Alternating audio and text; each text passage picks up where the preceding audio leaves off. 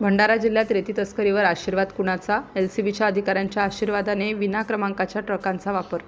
भंडारा जिल्ह्यात रेती तस्करांचा सुळसुळाट मोठ्या प्रमाणात वाढला असून यात स्थानिक जिल्हा एलसीबीचे अधिकारी व महसूल विभागातील अधिकारी यांच्या आशीर्वादाने हा सर्रास प्रकार सुरू आहे. भंडारा जिल्ह्यातून विना नंबरच्या ट्रकने भंडारा शहरातून ही रेतीची वाहतूक होते. जिल्हाधिकारी कार्यालयासमोरून दररोज राजरोसपणे ओव्हरलोड गाड्या जातात, तरीही स्थानिक एलसीबीचे मुख्य अधिकारी हे त्यांना उलट सहकार्य करत असल्याचे दिसून येते.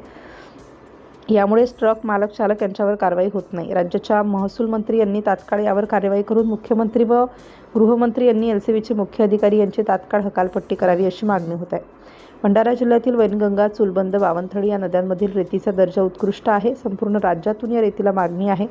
नागपूरसोबतच मुंबईपर्यंत या नद्यांमधील रेतीची वाहतूक कशी केली जाते ही वाढती मागणी कॅश करण्यासाठी रेती तस्करांनी शिरकाव केला. या रेती तस्करी करण्यासाठी वापर होत असलेले वाहन क्रमांक तरी काळं पेंट मारून पुसलं जात आहे किंवा अनेकदा खोडतोडही केली जात आहे. वाहनांचा नंबर दिसू नये किंवा त्यावर कारवाई होऊ नये म्हणून रेती तस्कर रात्रीच्या सुमारास राष्ट्रीय महामार्गावरून सुसाटपणे गाड्या धावतात.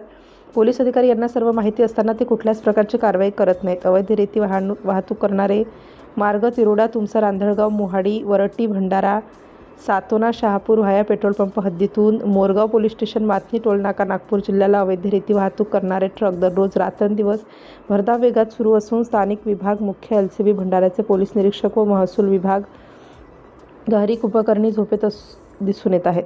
महिन्यांसाठी त्यांना लक्ष्मीचे दर्शन महिन्याकाठी होत असल्याने त्यांना अशांसोबत काहीच देणं घेणं नसल्याचं दिसून येत आहे. भंडारा जिल्ह्यातील महसूल व पोलीस प्रशासन कारवाईसाठी उदासीन असल्याचं दिसून येत असल्याचं चित्र तालुक्यालाच नाही तर जिल्ह्याला सुद्धा रंगवत आहे.